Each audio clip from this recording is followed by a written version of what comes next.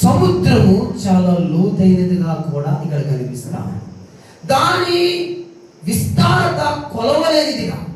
దేవుడు మోషేకి ఏమని తెలియజేస్తాడంటే, మోషే, నేను ఇవ్వబోయే వాగ్దానాలు అవి పరిమితి లేదు. హల్లెలూయా. అది పశ్చిమ సముద్రం అంతా విస్తారమైనది. ఏంటంట? దేవుడిచ్చే వాగ్దానాలు. ప్రియమైన దేవుడు బిడ్డలారా, అందుకే చూడండి, లూకా సువార్త 5వ అధ్యాయం 4 నుంచి 7 వరకు చదవండి. లూకా సువార్త. ఆయన బోధించుట చాలించిన తరువాత నీవు దోణిను లోతునకు నడిపించి. ఎక్కడంట? ఎక్కడుంది లోతు? సముద్రంలో ఏముందంట? లోతునకు నడిపించి. దేవుడు తెలియపరుస్తున్నాడు, విశ్వాసానికి ఆయన పిలుపునిస్తున్నాడు. ప్రియమైన విశ్వాసి, దేవుని పట్ల నీవు లోతైన అనుభవంలోకి వెళ్ళాలి. హల్లెలూయా, హల్లెలూయా. లోతైన అనుభవం క్రైస్తవ విశ్వాసికి అవసరం. ఇది లోతైన అనుభవం. ఇదిగో విశ్వాసానికి లోతైన అనుభవం కావాలి. ఇదిగో అందుకనే ఆయన పశ్చిమ సముద్రాన్ని చూపిస్తా ఉన్నాడు.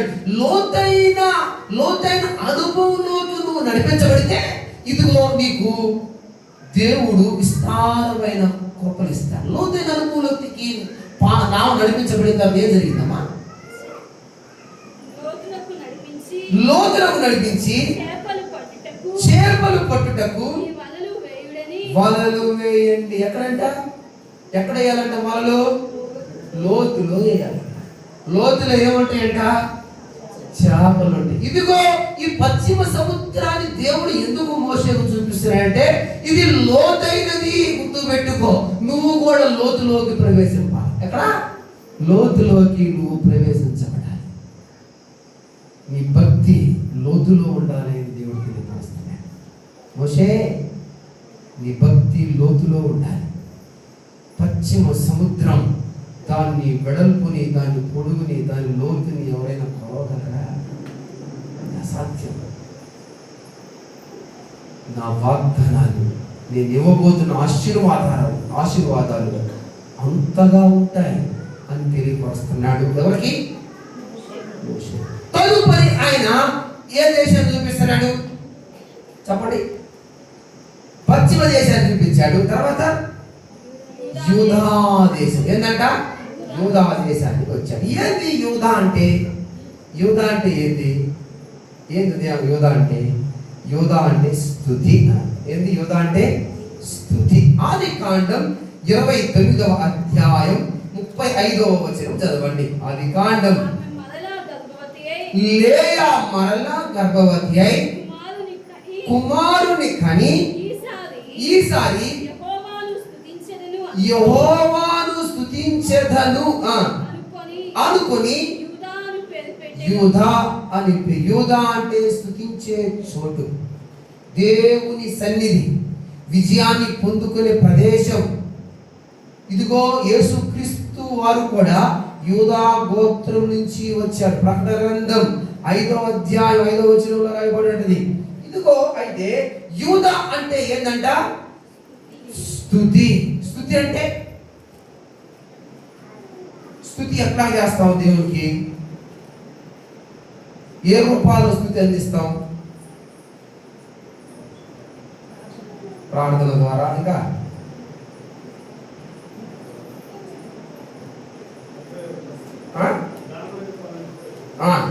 ఎట్లాగా స్తుతి? ఎట్లాగా?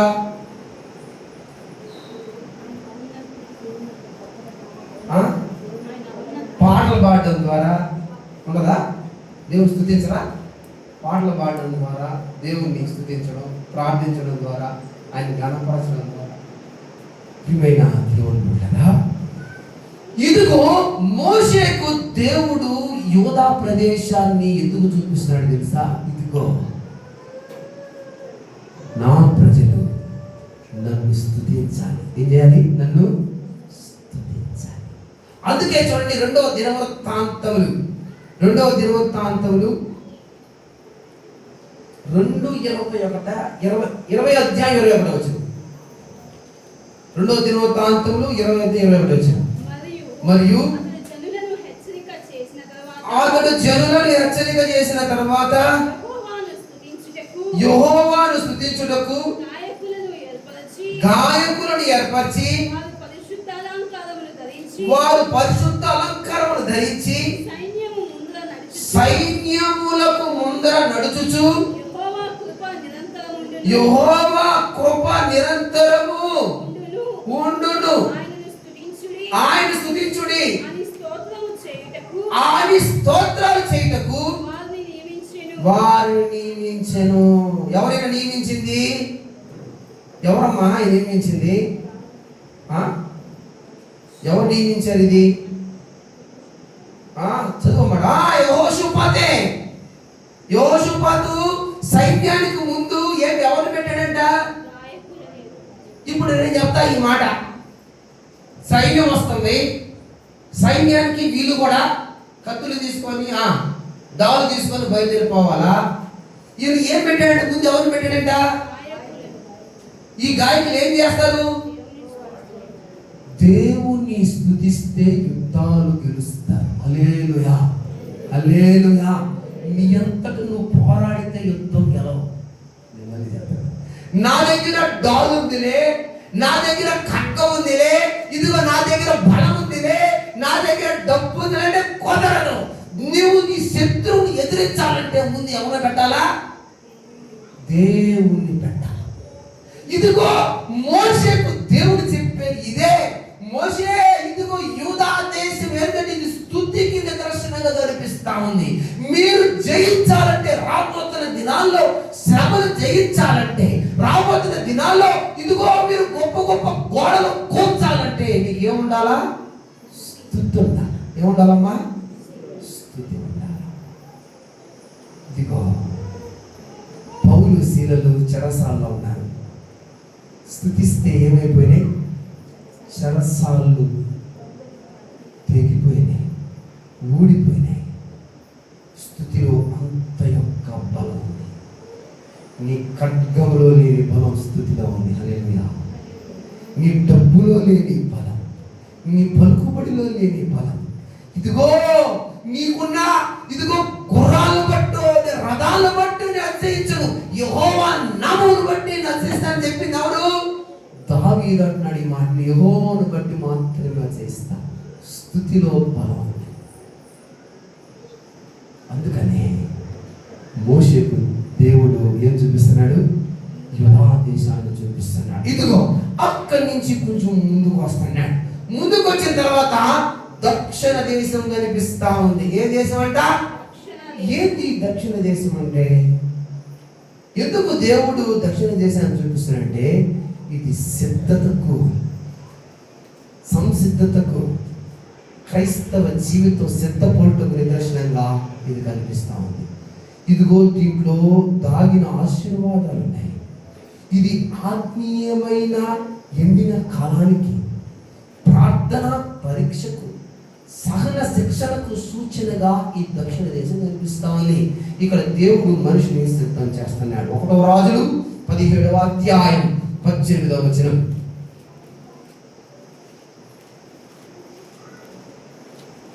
కాబట్టి యెహోవా ఇశ్రాయేలు వారి యందు బహుగా కోపగించి తన సముఖములో నుండి వారిని వెళ్ళగొట్టిన గనుక యూదా గోత్రము కాక మరి ఏ గోత్రమును శేషించి ఉండలేదు. ఏ గోత్రమును శేషించి ఉండలేదు. 1 రాజులు 17:18 అమ్మా. అది ఆమె ఏలియాతో దైవజనుడా నా యొద్దకు నీవు రానిమిత్తమేమి నా పాపమును నాకు జ్ఞాపకము చేసి నా కుమారుని చంపుటకై నా యొద్దకు వచ్చితివా అని మనం చేయగా, చదువు. అతడు నీ బిడ్డను నా చేతికి ఇమ్మని చెప్పి ఆమె కౌగిటిలో నుండి తీసుకొని తానున్న పై అంతస్తు గదిలోకి పోయి తన మంచం మీద వాని పండుకొని పెట్టి, యెహోవా నా దేవా ప్రియమైన దేవుని బిడ్డలారా, ప్రతి క్రైస్తవ విశ్వాసం, ప్రతి యాజకునికి, ప్రతి భక్తి పరునికి, దేవునితో కొనసాగిస్తున్న ప్రతి పరిచారకుడికి ఈ దక్షిణ దేశం తప్పదు. ఇది పరీక్ష. చాలా సార్లు వ్యక్తిగత జీవితానికి పరీక్ష, చాలా సార్లు భక్తి జీవితానికి పరీక్ష, చాలా సార్లు నీ కుటుంబంలో నీ బిడ్డల దగ్గర పరీక్ష. తెలియపరుస్తా ఉన్నాడు. ఇదిగో ఏలియా వచ్చాడు, బిడ్డ చనిపోయింది, ఆమె దక్షిణ దేశం నిలబడి ఉంది, పరీక్షా స్థలంలో ఉంది ఆమె కూడా. ఇదిగో ఏలియా కూడా పరీక్షా స్థలంలోనే ఉన్నాడు. ఆమె దగ్గర నుంచి ఆమె కవిగిట్లోంచి బిడ్డ తీసుకొని మిద్దె పైకి మెట్లు ఎక్కుంటా తీసుకెళ్ళాడు, పండుకొని పెట్టాడు, ప్రార్థన చేస్తాడు. ఆయన బ్రతికించు. విశ్వాసే, దేవుడు నిన్ను ఒక దగ్గర ఆపుతాడు. గుర్తుపెట్టుకో, ఆగుతాడు. నీకు ఇది పరీక్షిస్తాను, దీన్ని జయించాలి. దేవుడు నీ పరిశుద్ధతను టెస్ట్ చేసే స్థలం. నీ యొక్క భక్తి జీవితాన్ని దేవుడు కొల పరిమాణం వేసే స్థలం. నీ యొక్క ప్రార్థన జీవితానికి పరీక్ష స్థలం. నీ విశ్వాసానికి పరీక్ష స్థలం. ఖచ్చితంగా క్రైస్తవ విశ్వాసికి ఒక రోజు తటస్థపడుతుంది.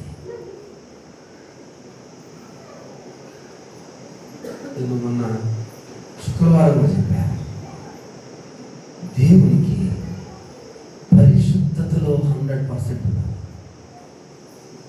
దేవునికి పవిత్రతలో అగ్రహాగ్రమ శిఖరాలు ఎక్కే వ్యక్తిగా ఉండాలి.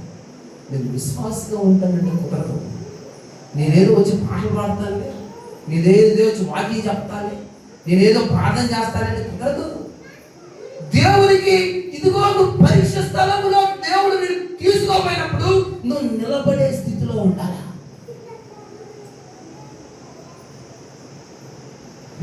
దేవుని బిడ్డలు, వెండికి ఏంటంట? వెండికి మోసం ఉన్నది, బంగారానికి కొలివి ఉన్నది, హృదయాన్ని పరిశోధించేది ఎవరంట?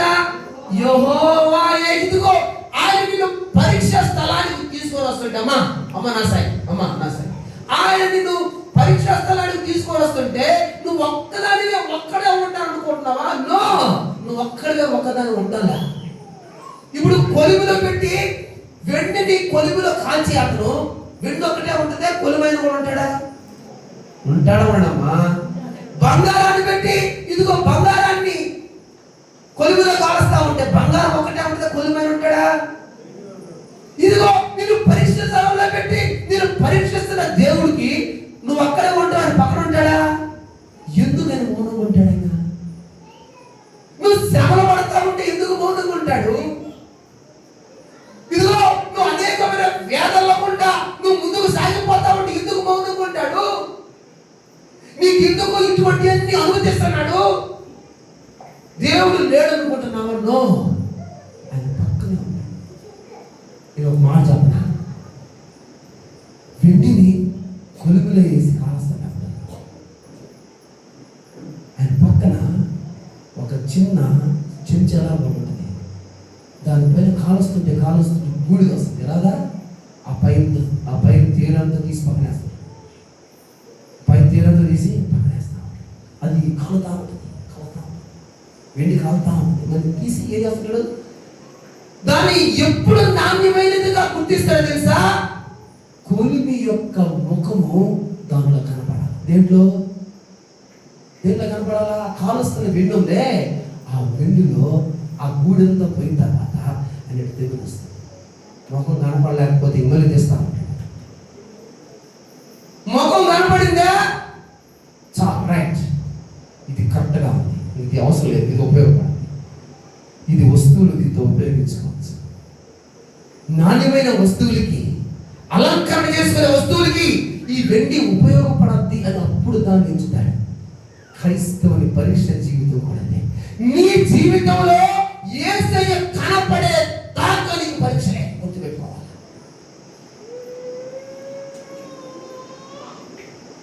బిడ్డ చనిపోయింది, లేక పుట్టిన బిడ్డ, దేవుని యొక్క ప్రసాదంతో పుట్టిన బిడ్డ చనిపోయింది.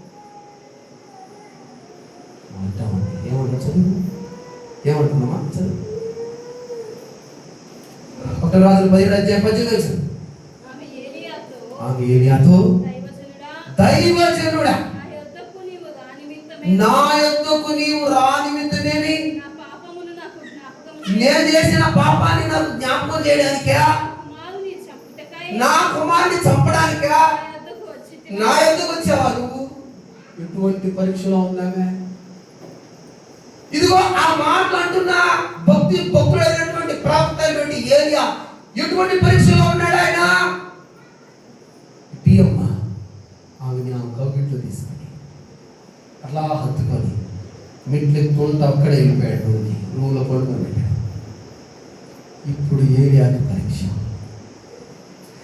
ఏలియా యొక్క భక్తి జీవితానికి పరీక్ష, ఏలియా యొక్క ప్రార్థన జీవితానికి పరీక్ష, ఏలియా యొక్క విశ్వాసానికి పరీక్ష. ప్రార్థన చేస్తున్నాడు ఆయన. ఏమని ప్రార్థన చేస్తాడమ్మా? యెహోవా నా దేవా, నన్ను చేర్చుకొనినా నన్ను చేర్చుకొనినా ఈ విధవరాలుని కుమారుని చంపినంతగా ఆమె మీదకి కీడు రాజేసితివా అని యెహోవాకు మొరపెట్టి ఆ చిన్నవాని మీద ఎన్నిసార్లు అంట? ఎన్నిసార్లు చేయాలి మీరు ప్రార్థన? ముమ్మార్లు చేయాలి. ఎన్నిసార్లు చేయాలమ్మా? ముమ్మార్లు చేయాలి. క్రైస్తవులు ముమ్మార్లు ప్రార్థన చేస్తారు. ఎప్పుడు చెప్పండి? మార్నింగ్ టిఫిన్కి ముందు, తర్వాత మధ్యాహ్నం లంచ్కి ముందు, తర్వాత సాయంత్రం డిన్నర్కి ముందు. దేవుడికి ప్రార్థన. మళ్ళీ 4వసారి కూడా చేస్తారు. ఎప్పుడు చెప్పండి? పండుకోబోయేటప్పుడు చచ్చిపోతాడేమో భయంతో దేవుడికి ప్రార్థన.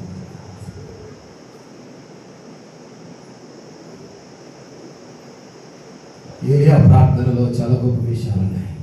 మళ్ళీ మాట్లాడుకున్నాం దాని గురించి. దేవుడు అవకాశం ఇస్తే మాట్లాడతాను.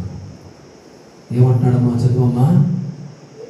యెహోవా నా దేవా, నన్ను చేర్చుకొనినా ఈ విధవరాలి కుమారుని చంపునంతగా ఆమె మీదకి కీడు రాజేసితివా అని యెహోవాకు మొరపెట్టగా ఆ చిన్నవాని మీద ముమ్మారు తన బాధ చాచుకొని యెహోవా నా దేవా నా మొర ఆలకించి ఈ చిన్నవానికి ప్రాణము మరలా రానిమ్మని యెహోవాకు ప్రార్థన చేయగా యెహోవా ఏలియా చేసిన ప్రార్థన ఆలకించి ఆ చిన్నవానికి ప్రాణం మళ్ళీ తిరిగి వచ్చింది. ప్రియమైన దేవుని బిడ్డలారా, దేవుడు నిన్ను పరీక్షా స్థానంలో నిలబడుతున్నాడు. నీ భక్తి స్థాయి మోసవేయబడిందా? మోసవేయబడిందా? నీ భక్తి స్థాయి ఆల్రెడీ దేవుడి చేత పరీక్ష చేయబడిందా? దేవుడు నిన్ను నీలో తొంగి చూస్తున్నప్పుడు పరీక్ష కాలంలో ఆయన ముఖం నీలో కనిపిస్తా ఉందా? ఆయన ముఖం నీలో కనిపిస్తా ఉందంటే నువ్వు ఆయనలాగా మారిపోయావని అర్థం. ఏంది? ఆయనలాగా నీవు అప్పుడే దేవుడే యెహోవా ఏలియా మొరపెట్టాడు. ఆయన ప్రార్థించలేదు అనుకోబాక. నీకు ప్రార్థన కోసం నీ శ్రమ నీకంటే ముందుగా ఆయనకు తెలుసు. దాని ఆశీర్వాదం మార్చాలని ఆయన ఉద్దేశం. హాగరు కూడా ప్రార్థించింది,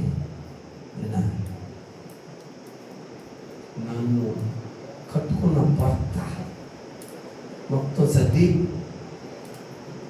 ఉదయాన్నే బ్రేక్ఫాస్ట్ సర్ది, నీళ్ళ చిత్తిచ్చి మర్యాదపూర్వకంగా నన్ను ఇంట్లో నుంచి తరివేసినాడు.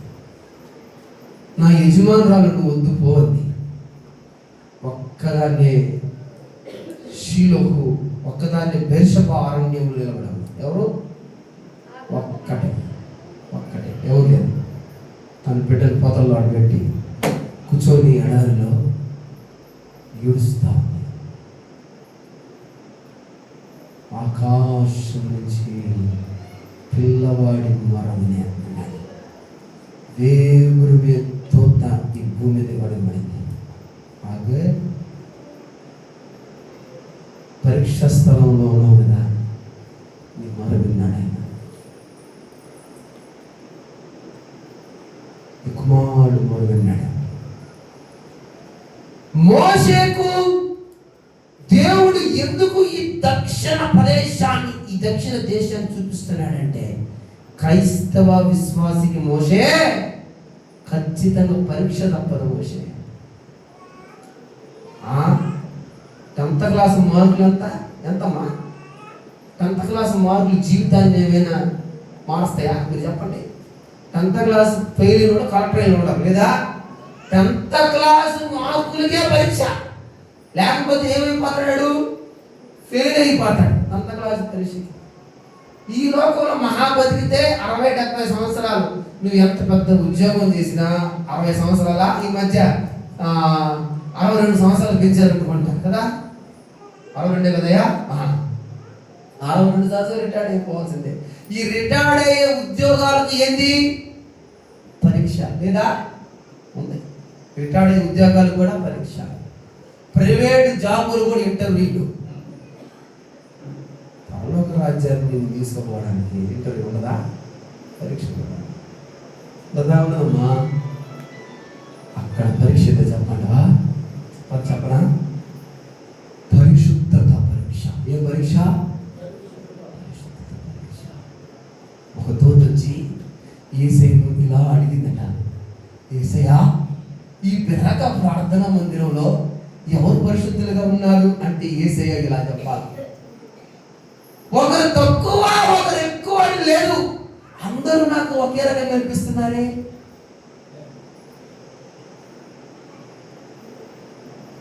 ఈరోజు దేవుడు నిన్నంటున్నాడు, నిన్ను దక్షిణ దేశంలో నిలబెట్టి నేను అడుగుతున్నాడు. దక్షిణ దేశంలో నువ్వు పరలోకంలో నా దేశానికి రావడానికి అర్హుడుగా ఉన్నావా?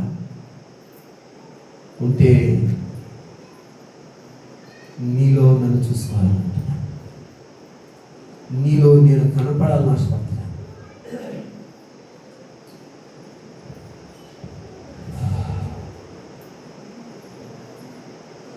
తర్వాత అక్కడి నుంచి ఎక్కడికి బయలుదేరడమా? చూడండి, పశ్చిమ సముద్రం వరకు యూదా దేశమంతయు, దక్షిణ దేశమును, సోయారు వరకు. చెప్పమ్మా, చదవండి. ఈత చెట్లు కదా ఎరుకో లోయ చుట్టూ మైదానమును అతనికి చూపించాడు. ఎక్కడ తీసుకుపోయాడంట? సోయారు. సోయారు అంటే చిన్నది అని అర్థం. ఏంటి సోయారు అంటే? అమ్మ నా సాయంత్రం అమ్మా, నిద్రపోబాకండమ్మా. హల్లెలూయా, హల్లెలూయా.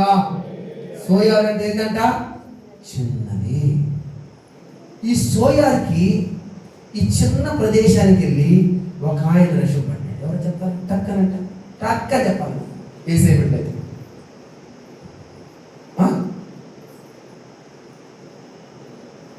ఈ సోయారికి ఒక ఆయన వెళ్ళాడు. ఆయన సోయారికి వెళ్ళకపోతే నశించిపోయాడు. చదవండి, ఆదికాండం 19వ అధ్యాయం 20 నుంచి 21 వరకు. మొదటగా ఆదికాండం 19వ అధ్యాయం లోతు ఏంటట? ప్రభువా అలాగు కాదు, ఇదిగో నీ కటాక్షము నీ దాసుని మీద వచ్చినది,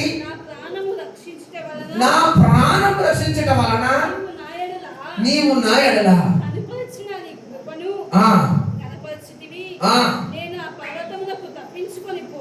నేను ఆ పర్వతానికి పోయే లోపల నేను చచ్చిపోతానయ్యా.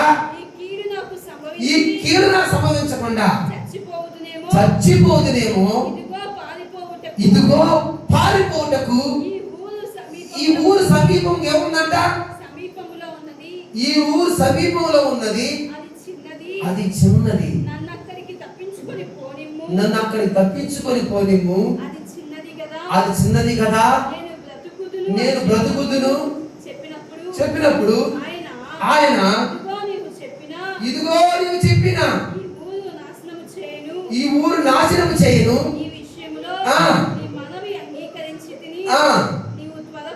త్వరపడి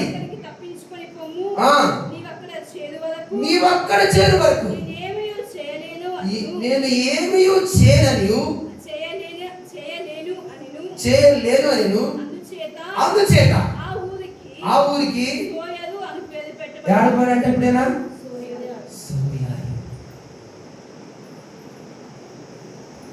ఇది రక్షణ స్థలముగా కనిపిస్తుంది. మనకు చిన్నదిగా కనిపించే చోటు, మనం తక్కువగా ఇచ్చిన చోటు, మనకు ఎన్నిక లేని చోటు, అది రక్షణ స్థలముగా కనిపిస్తా ఉంది.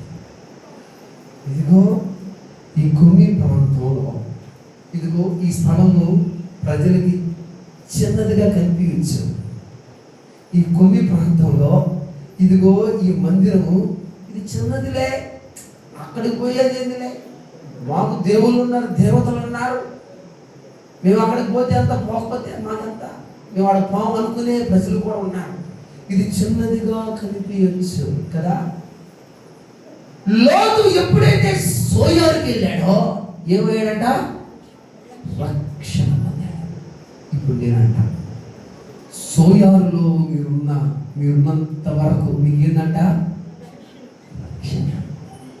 దేవుని సన్నిధిలో ఎవరైతే ఉంటారో అమ్మ నా సైడ్, దేవుని సన్నిధిలో ఎవరైతే ఉంటారో, దేవుని సన్నిధిలో ఎవరైతే కనిపెట్టుకుంటారో, సోయారులో ఎవరైతే ఉండడానికి ఇష్టపడతారో వాళ్ళకి రక్షణ. దేవుడు చెప్పేది అదే మోషేకి, మోషే సోయారు ప్రదేశము, సోయారు దేశము నీకెందుకు చూపిస్తున్నానంటే అక్కడ ఉండే క్షణం అది చిన్నదే వచ్చు, అక్కడ నేను కాపాడడానికి ఇష్టపడేది ఏమైనా ఉన్నాను. సోయారు నుంచి ఎక్కడ తీసుకొస్తున్నాడు పాప?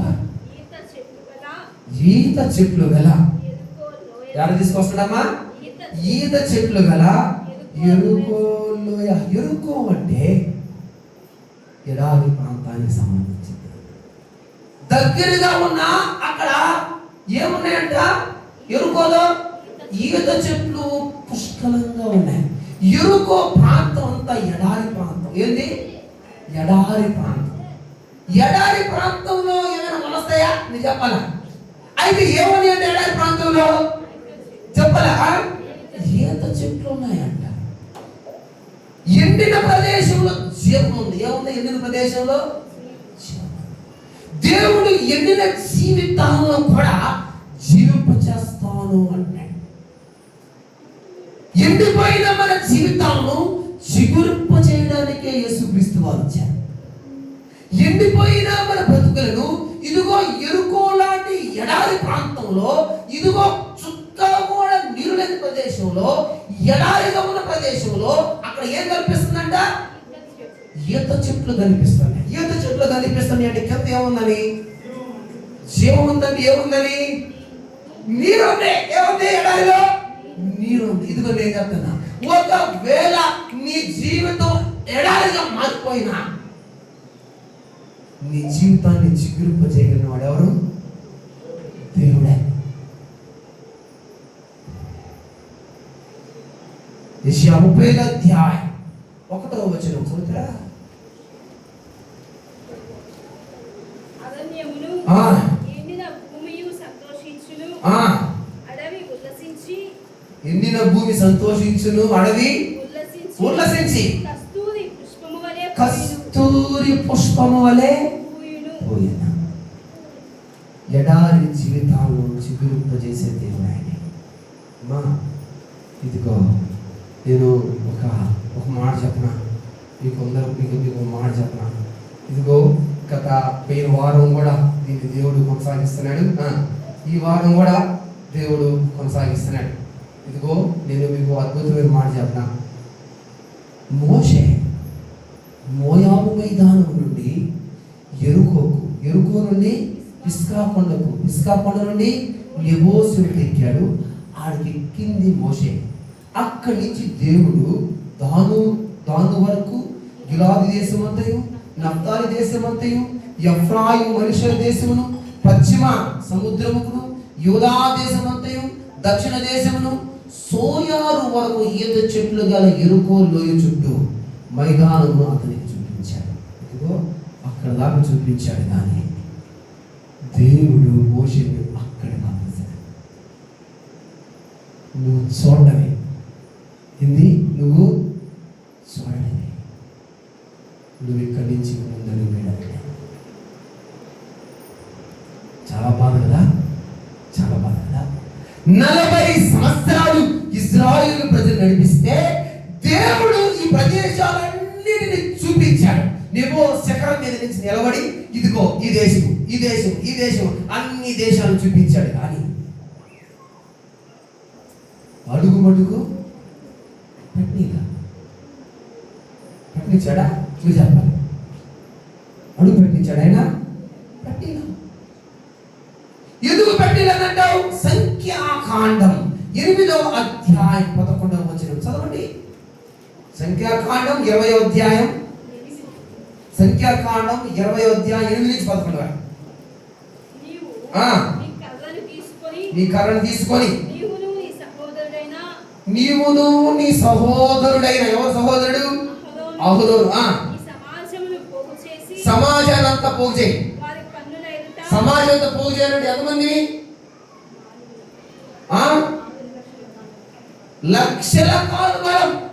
సమాజం అంటే ఇక్కడ కూర్చున్న 100 మందో లేకపోతే 150 మందో కాదు.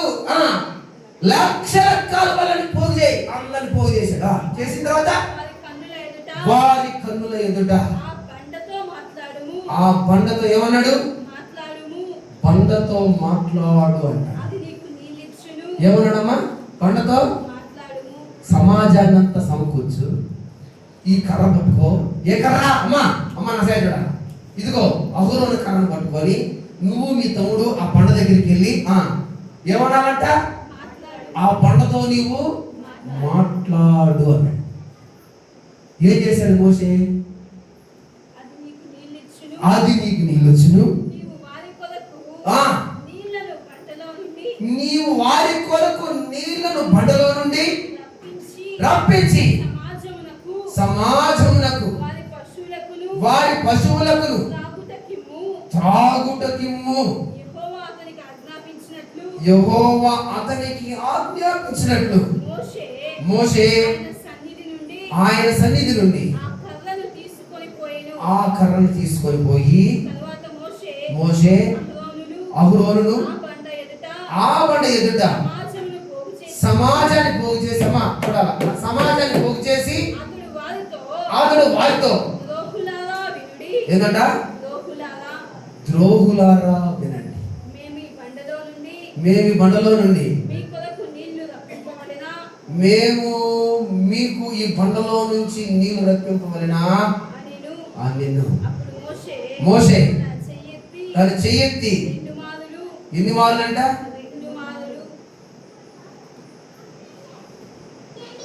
2 మార్లు కొట్టాడంట. నేను కొట్టాడంట 2 మార్లు పడుతున్నాడు. దేవుడు ఏం చెప్పాడు?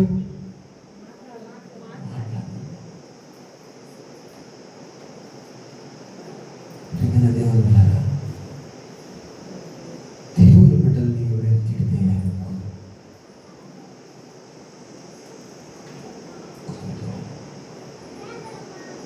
మోషేనే 40 సంవత్సరాలు వాళ్ళు నడిపించింది. కానీ ఏమన్నాడు ఆయన? ఏమన్నాడు వాళ్ళని? ద్రోగులారా.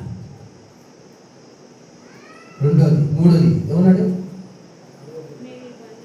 మేము ఎవరు నీరు రప్పించేది? దేవుడా మోషేనా? మోషే ఏమంటున్నాడా? మేము ఈ బండలో నుంచి నీరు రప్పియాలా మీ కొరకు అని ఏం చేశాడు? బండను 2 మార్లు కొట్టాడు. ఆకాశం నుంచి దేవుడు చూస్తాడు.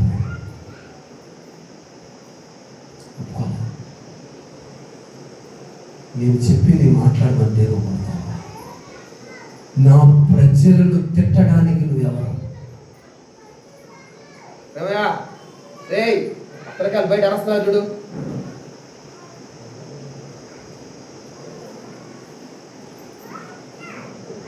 నీకెంత ధైర్యం? నా ప్రజలను ఎందుకు తిట్టా? ఇదిగో నేను పొందవలసిన మహిమను నువ్వెందుకు పొందాలనుకుంటున్నావు? నువ్వు ఆ పడలోకి నీరు రప్పించేది నేనా? నువ్వేం మాట్లాడాలా? ఇదిగో దేవుడు నీకు ఈ బండ నుంచి నీరు రప్పిపోతానాలా, లేకపోతే మేము రప్పిస్తున్నాం అనాలా? దేవుడు రప్పిస్తున్నా. నువ్వు ఎందుకు ఇట్లా మాట్లాడుతున్నా? నేను మాట్లాడమంటే నువ్వు ఎందుకు కొట్టా? ప్రియమైన విశ్వాసే, నేను ముందు చేస్తాను. దేవుడు చెప్పిందే మనం చేయాలి.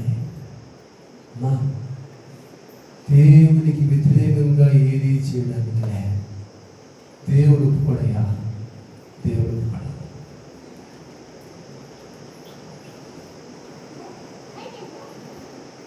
ఇదిగో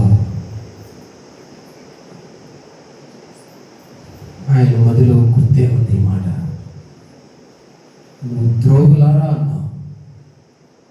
ఇదిగో మేము ఈ పనుల్లోంచి నీరు రప్పించాలా అన్నావు.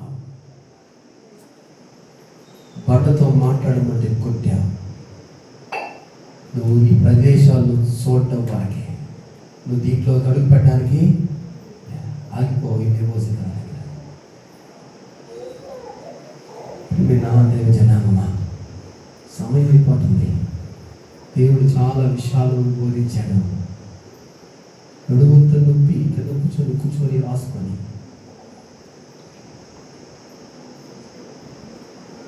దేవుడు ప్రభు చిత్తమైతే వచ్చే వారం దీని గురించి మాట్లాడుకుందాం. ఇదిగో ఆయన అంటున్నాడు, ఎన్నిసార్లు మీరు ఆయన కొట్టారు? క్రైస్తవ సంఘం, ఎన్నిసార్లు ఆయన మాటకు నువ్వు లోపడలేదు? ఎన్నిసార్లు ఆయన సిలువేశావో? మోషే 2 సార్లు అయి ఉండొచ్చు. నువ్వు ఎన్నిసార్లు ఆయన గాయపరిచావా?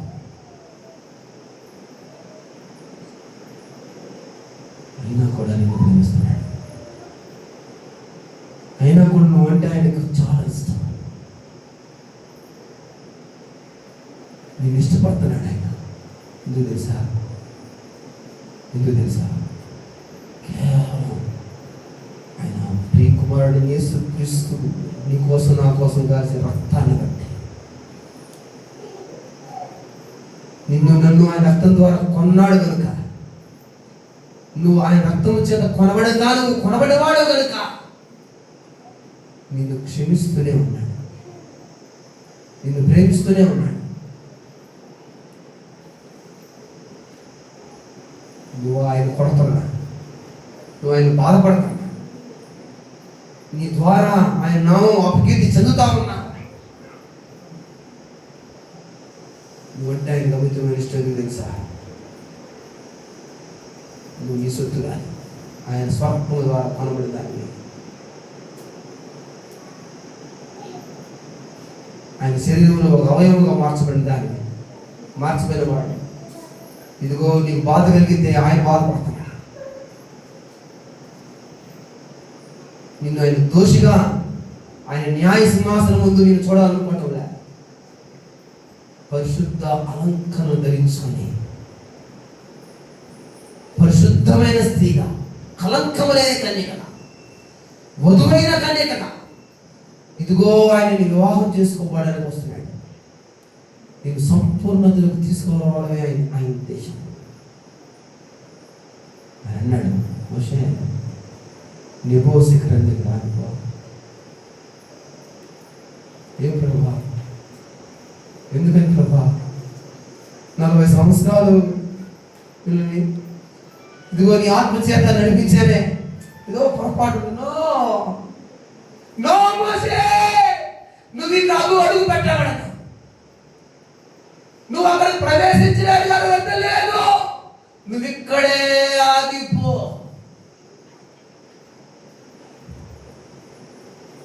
దేవుడు మోషేని అక్కడ ఆపాడు, కానీ మోషేకి కృప చూపించడం మటుకు ఆయన మర్చిపోలేదు. కళ్ళు మూసుకోండి, దీని గురించి నెక్స్ట్ ఆదివారం మాట్లాడుకుందాం. కళ్ళు మూసుకోండి. దేవా దేవా,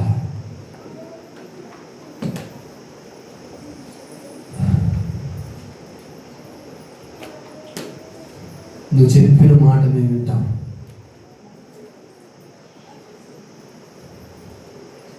నీ ఇల్లంతటిలో నమ్మకమైన వాడు మోషే ఈ లోకంలో కానాన్ని చూడలేకపోయాడు.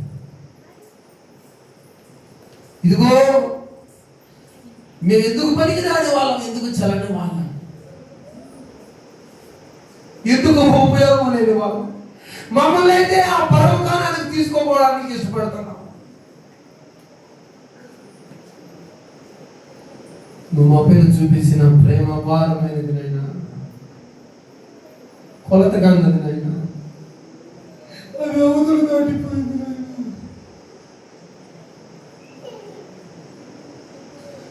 నాలో నమ్మకం లేకపోయినా, నాలో నీతి లేకపోయినా, నీ నీతిని నా పైన అద్ది నన్ను నీతిమంతుడిగా చేశాను.